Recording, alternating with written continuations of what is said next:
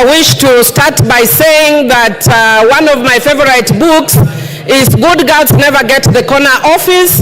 Mr. Speaker, this is in response to what you are telling me earlier in the morning when you are urging me to be a good example to the girls, the younger ones who are doing their first term. Mr. Speaker, if they are good girls, they'll never get corner office. Be as bad as Millie Odhiambi, you will be the mother of this house. I am a bad girl, and as a bad girl, I'm here serving my 4th term. So do not be cheated like the African culture where you are told have decorum, dress nicely, be kind, be nice. I'm telling you, you will go nowhere. Be a bad girl like me and you will get somewhere. Mr. Speaker, having said that, I wish to declare my interest and the standing orders number 90, which Wamushomba stood on, because I don't want to be declared disorderly. And that is because when you have a pecuniary or personal interest, you declare. And Mr. Speaker, I want to declare my interest as a former user of sanitary towels, and as Dynasty as a former user of diapers, and as a future user of diapers. Because as a woman, once you get menopausal, you will have leaks and you will use diapers. And Mr. Speaker, I want to say, it's not all women, so Rosa should not be worried, but there are women who get leaks. And I want to say that there are people, because we don't want to have shame over menopausal issues, we don't want shame over period. And Mr. Speaker, I am saying this because I've been sitting here today listening patiently to the men talking about sanitary towels that is in the finance bill. And they are speaking with authority. If we wanted to save money the way the finance committee has done, and want to tax anything else, go and tax men innerwears. Go and tax men innerwears. Don't speak on our issues as women. Let us be the one to speak about sanitary towels. We are the ones who know what works for us, and you are saying we want to encourage the local manufacturing. While you are waiting to enable our local manufacturing agencies to create those sanitary towels, will we tell our periods to stop? Our periods will not stop while you are manufacturing. Our girls will have their menses as usual, and the cost that they are used to will be higher because that will come through underground. What I am saying is, Mr. Speaker, I do not support the finance bill. And I'll give you the reasons why I don't support it.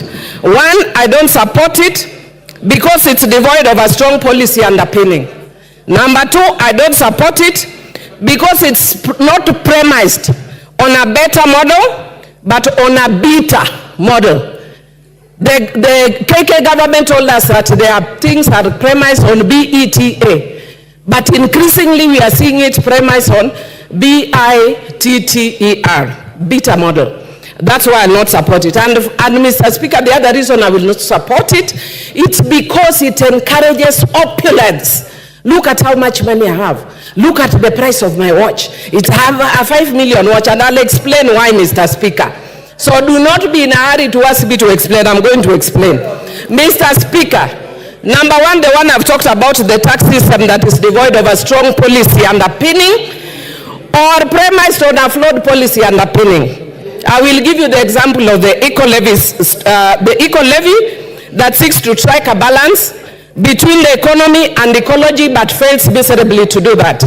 Mr. Speaker, if I give you an example, this government has actually sponsored or facilitated roads in Fangano Island and the tarmac in Nusinga Island, even though they are taking pretty long. And I want to tell you, Mr. Speaker, that if you are to use this model, the taxing model that they are saying, then it means that a contractor who is doing those roads and earning billions on those roads, Mr. Speaker, when they destroy the environment, the fishermen from Rembaringiti, Rusinga, Mfangano, and Sukuru Island, who will be making at most 1,000, will be asked to repair that person's damage through tax, forgetting the PPP principle. The person who destroys is the one who should pay that damage, not me. The fisherman of Omena, Making 1,000, you are expecting me to pay the tax of a person who is earning billions doing that road. I do not support this tax. Mr. Speaker, I can give you another example. Mr. Speaker, the second example I'm going to give is on the issue of the smartphones again. And I want to thank Honorable Rachel Nyamai, who actually said that one of the ladies that she's sponsoring her education, when she talked to her, the lady told her, I'm here doing TikTok. And we do not actually seem to understand how that relates to this tax. Now I'll tell how it relates to this tax. Mr. Speaker, if you are taxing digital content, Mr. Speaker, this girl has gone to town. I can tell you after this, Rachel Nyamai, myself and others will be on TikTok. The girls will be imitating us on TikTok. And they will be making money imitating us on TikTok. And then under this tax, we are telling them we are taxing you, TikTok. Why? They are doing that because there are no jobs. They have become innovative and look for their own jobs. And after they have got their own jobs, an industry that has not solidified, like teaching, like law, we want to kill that industry that is helping our young people. That is why the Gen Zs were on the streets. And Mr. Speaker, I'm so thrilled that I was shown a photo of a young girl who looks like me, and some people were saying, Millie, we can see you are here now, you can retire. And I wish she was in my constituency, I would have retired tomorrow.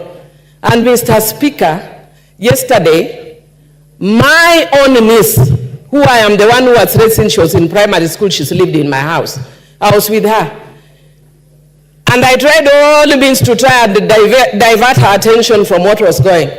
How she managed to sneak in, and this morning she's telling me, and Mr. Speaker, before I got to what she was telling me, I told her, can I give you a lift to town? She told me, no, auntie, I cannot be associated with members of parliament.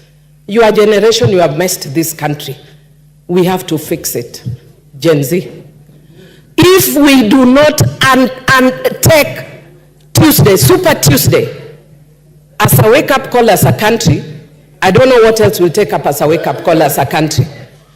And I want to tell the president, who I served with in the same committee in parliament, who was my classmate in the university, fire those guys that you have hired who are giving you economic advice. They are not helping you at all.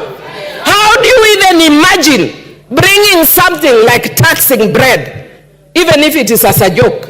That is a joke carried too far. That is a joke carried too far. You can crack jokes elsewhere. You can find a situation where the young people have banned the country based on your joke. Try those jokes elsewhere. Because Kenyans are suffering. Kenyans are tired of being taxed. And if we cannot listen to the Kenyans who are tired of being taxed, we have no business being in this house. We must listen to the Kenyans. And I want to say that you have done well in trying to deal with some of those issues. But there are still very many that are still here, Mr. Speaker. Because we have a short time, I may not mention all of them. But I want to say, like, for instance, the eco-levy. We are talking about trying to be environmentally friendly. Yet the things that we are taxing, we are not doing exactly that, Mr. Speaker. And we are taking away jobs of young people by the tax. Look at the increase in fuel. We are taking with the right hand, we are saying we are removing the tax with the right hand and adding with the left hand. Mr. Speaker, I had a lot to say about this, but I can see my time is almost up. And what I can see on my side, they want to add me. But I want to say that because of time I may not speak, but I just want to urge the president, fire the guys who are around you, listen to Kenyans. I was speaking to some of my colleagues here. Thank goodness I've been here for a long time. I was speaking, Mr. Speaker, if you could humor me by just giving me 1 minute, and I'll conclude. Conclude. Thank you. I appreciate it. Mr. Speaker, I was speaking to some of my colleagues here, and I will not mention their names. About 3 weeks ago, they know because I talked to them yesterday, and I was telling them, your ground is getting terrible. And they told Time up. Pukoso Robert. Your time is up, Millie. Take your seat. Mr. Order.